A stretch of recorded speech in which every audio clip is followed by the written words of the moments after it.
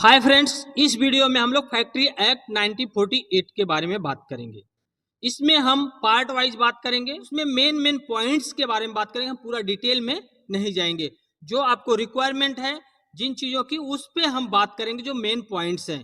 तो इसमें हम लोग जो है फैक्ट्री एक्ट पार्ट 1 में आगे देखते हैं फैक्ट्री एक्ट के बारे में क्या चीज़ें हैं।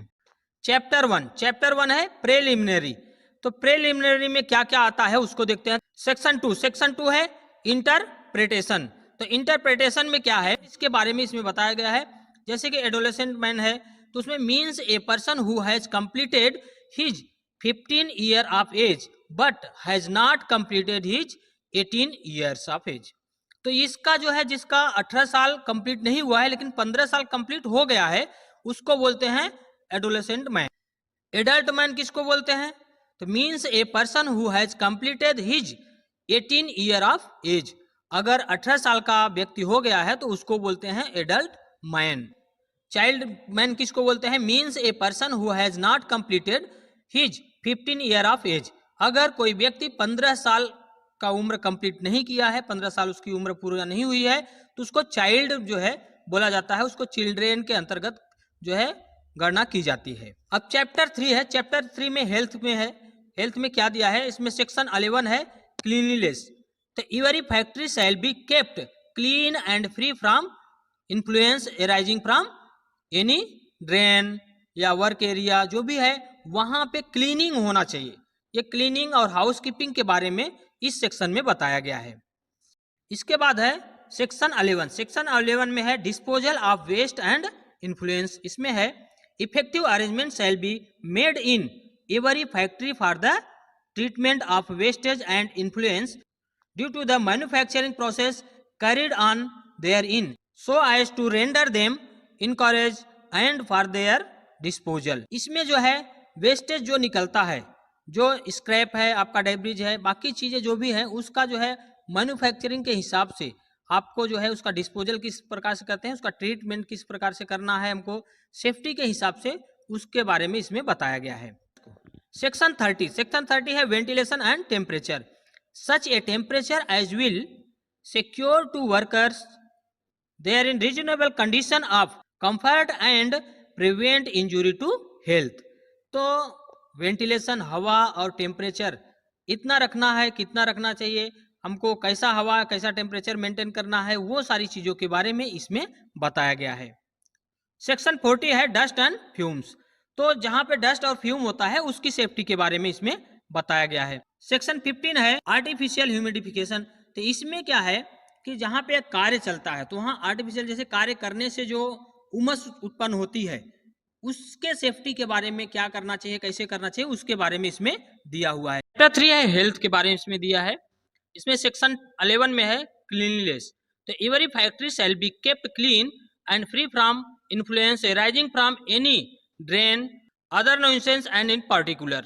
तो जो भी फैक्ट्रीज है जहाँ पे कार्य चलता है वहाँ पे क्लीननेस जो है बराबर होना चाहिए, हाउसकीपिंग बराबर होना चाहिए, ड्रेनेज जो वगैरह रहेंगे वो क्लीन बराबर होना चाहिए, पानी इकट्ठा नहीं होना चाहिए, इस पर जो है ध्यान रखना है। उसके बारे में इस सेक्शन में दिया हुआ है। और सेक्शन 12 में दिया है disposal of waste and influence. तो disposal and waste and influence में effective arrangement shall be made in every factory for the treatment of wastage and influence due to the manufacturing process carried on therein so as to render them in accordance and for their disposal। जो wastage निकलता है, wastage को disposal करने का, उसका treatment करने का, ये सब चीजों के बारे में इसमें बताया गया है। सेक्शन 30 है वेंटिलेशन एंड टेम्परेचर। इसमें दिया है adequate ventilation shall be provide. Adequate ventilation, हवा वहां पे बराबर होना चाहिए। इसमें बी में दिया है such a temperature as will secure to worker therein reasonable conditions of comfort and prevent injury to health. जहां पे कार्य चलेगा वहां पे सही ढंग का टेम्परेचर मेंटेन होना चाहिए, वेंटिलेशन बराबर होना चाहिए, उसके बारे में इसमें बताया गया है। सेक्शन 40 है डस्ट एंड फ्यूम्स। तो इसमें जो है डस्ट, जो जहां पे कार्य करेंगे वहां जो डस्ट निकलता है, फ्यूम निकलता है, उसको किस प्रकार से जो है क्लीन रखेंगे उस एरिया को, उसके बारे में इसमें दिया गया है। सेक्शन 50 में है आर्टिफिशियल ह्यूमिडिफिकेशन। तो इसमें जो है आर्टिफिशियल जो कार्य करने से जो ह्यूमिडिफिकेशन होता है उमस जिसको बोल सकते हैं, तो जो होता है उसको जो है किस प्रकार से सही ढंग से रखा जाए। जैसे पानी है बॉयल करते हैं, उससे भी जो है ह्यूमिडिफिकेशन होता है, तो इन सब चीजों से किस प्रकार से सुरक्षित रहा जाए उसके बारे में इसमें बताया गया है। सेक्शन 60 में है ओवर क्राउडिंग।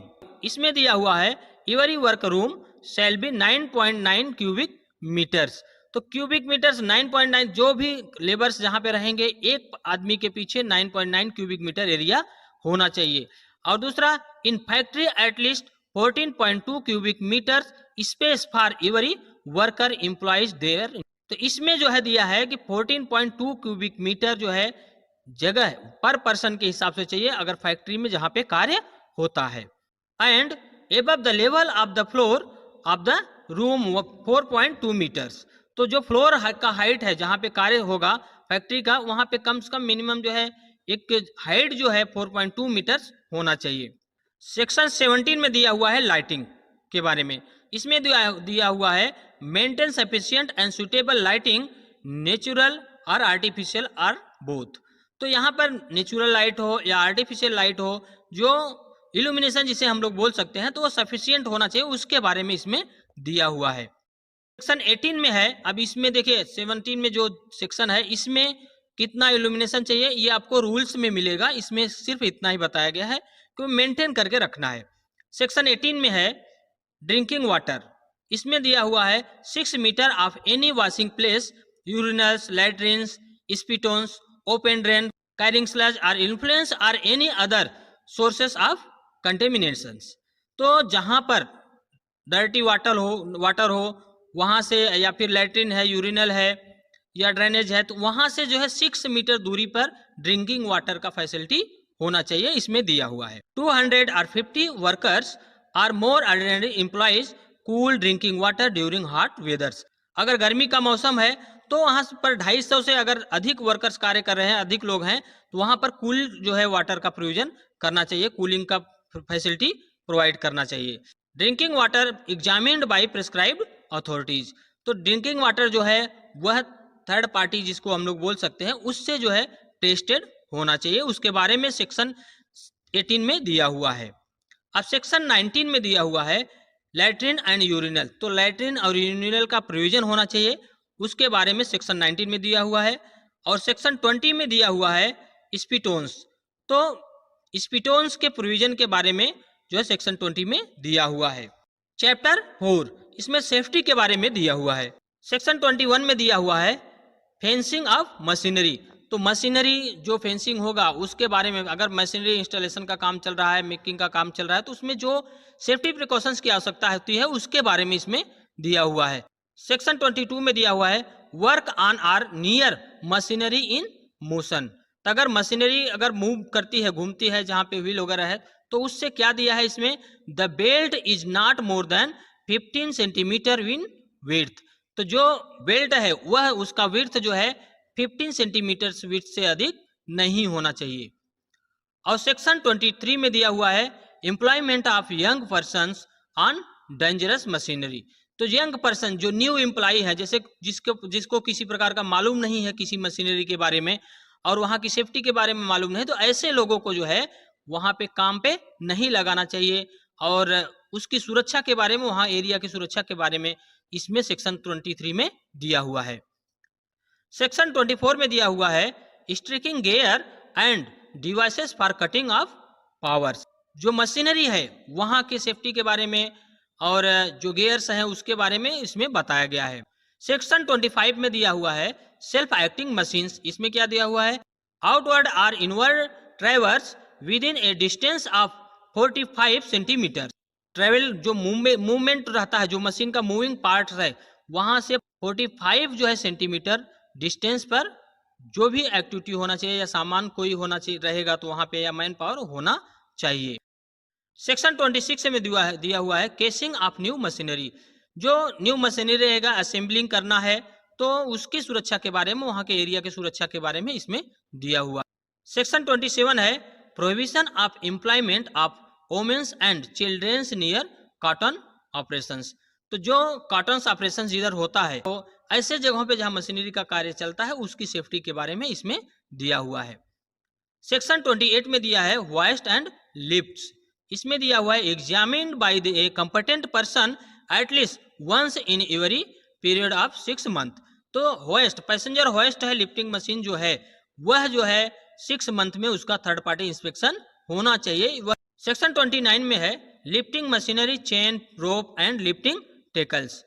तो इसमें जो है दिया हुआ है examine by a competent person at least once in every period of 12 month. तो जो लिफ्टिंग मशीन है या चेन है, रोप है, लिफ्टिंग टेकल्स है, वह जो है 12 मंथ में इसका थर्ड पार्टी इंस्पेक्शन होना चाहिए, उसके बारे में इस सेक्शन में दिया हुआ है। Any person is employees or working on or near the wheel tracks or a travelling cranes in any place does not approach within 6 metres of that place.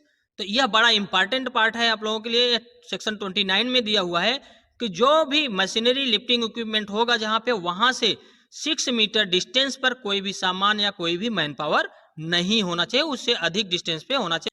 और इसमें सेक्शन में दिया हुआ है कि लिफ्टिंग मशीन किसको बोलते हैं, means a crane, crab, wheel, teagle, pulley, block, gin wheel, transporter और रनवे। तो ये सब जो है लिफ्टिंग मशीन के अंतर्गत आते हैं।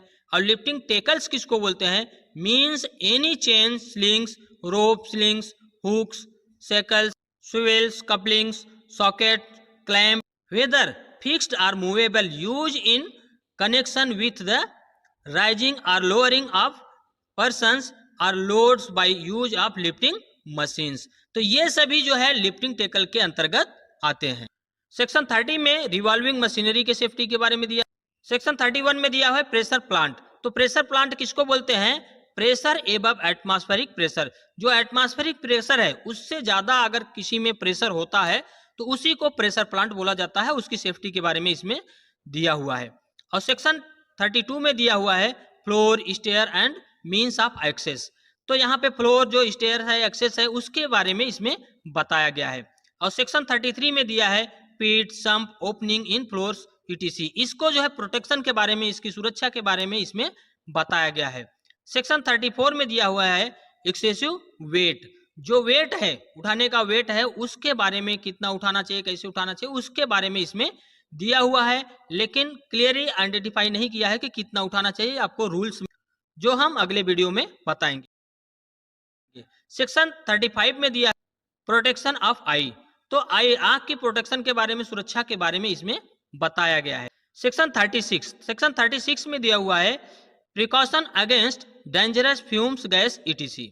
इसमें दिया हुआ है enter any chambers, tank, vat, pit, pipe, flue और other confined space, air quality test carried out. तो जहां पे आप कन्फाइंड स्पेस जिसको हम लोग बोल सकते हैं, ऐसे एरिया में अगर जाते हैं आप, तो उसका जो है एयर क्वालिटी टेस्ट होना चाहिए, उसके बारे में इस सेक्शन में दिया हुआ है। ये भी बड़ा इंपॉर्टेंट है, क्योंकि जो है लोग बोलते हैं कि कन्फाइंड स्पेस का एयर मॉनिटरिंग क्यों करना चाहिए, एयर क्वालिटी क्यों टेस्ट करना चाहिए, तो आप यहाँ पे बोल सकते हैं कि इस सेक्शन में दिया हुआ।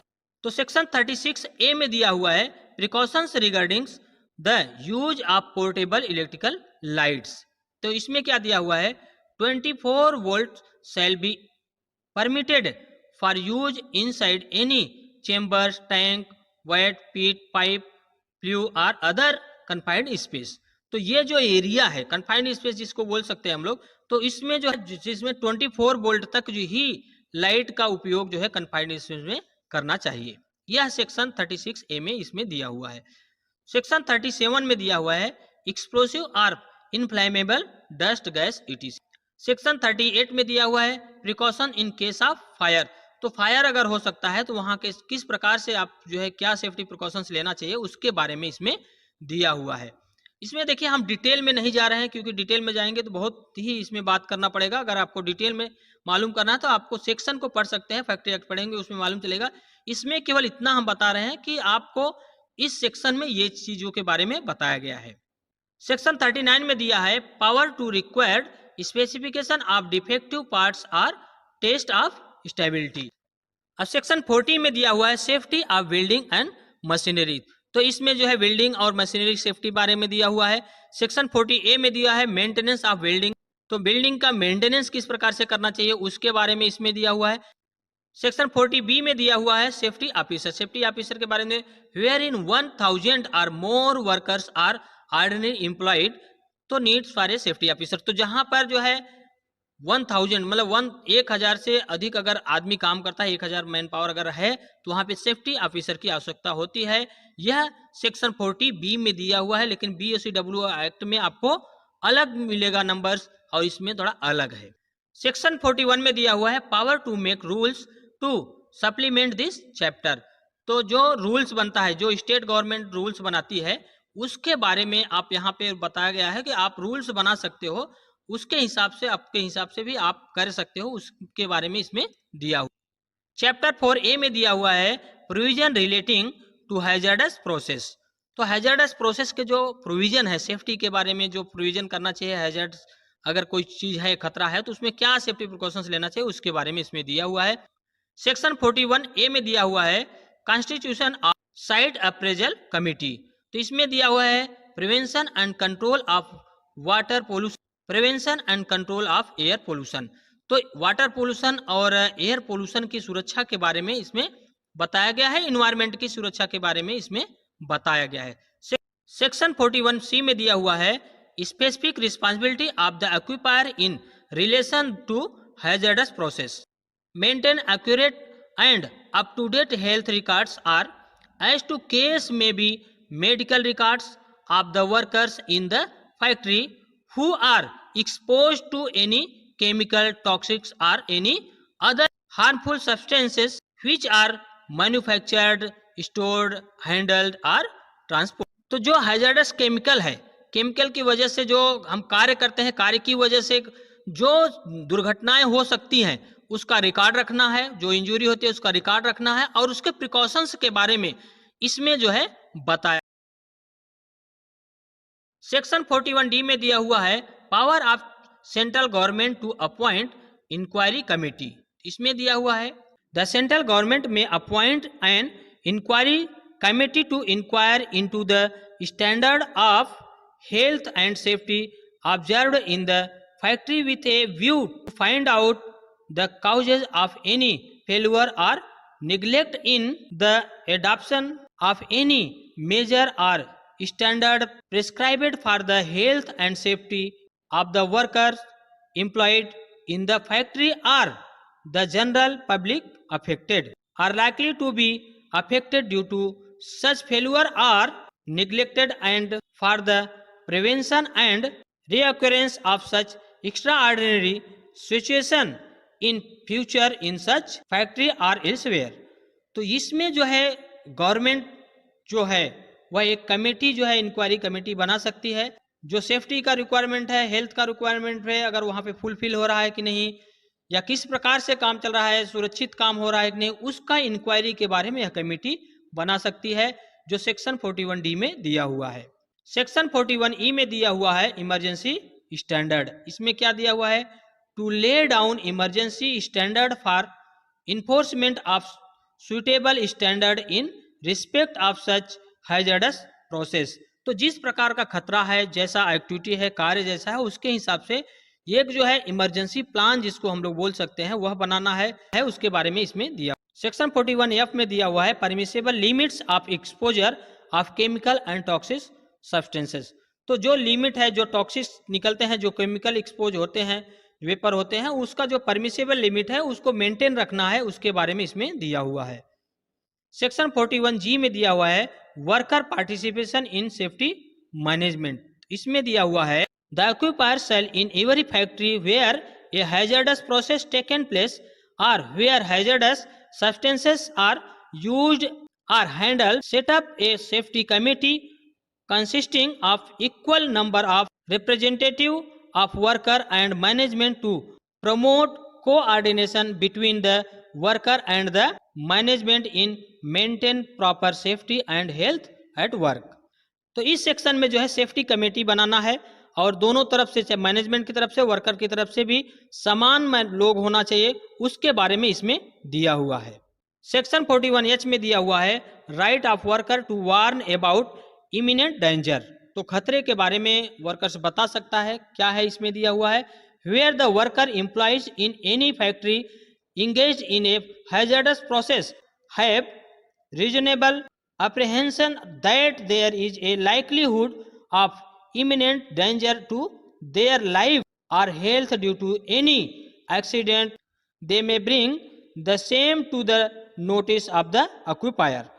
तो जो वर्कर्स अगर किसी प्रकार जहाँ पे कार्य करता है वहाँ पे किसी प्रकार का हैजर्ड, कोई खतरा है, कोई अनसेफ दिख रहा है कुछ, तो उसके बारे में जो है जो एक्यूपायर है, जो कंपनी है, जो मैनेजर है वहाँ के, उनको जो है बता सकते हैं, उनको कंप्लेन कर सकते हैं और उनका कार्य है कि उसको ठीक करना है, वह इसके बारे में इसमें दिया हुआ है। तो इस प्रकार से हम लोगों ने इस सेक्शन में, इस पार्ट में इतना देखा। अब अगले पार्ट्स में और भी जो है फैक्ट्री एक्ट के बारे में देखेंगे। थैंक यू, धन्यवाद दोस्तों फॉर वॉचिंग दिस वीडियो।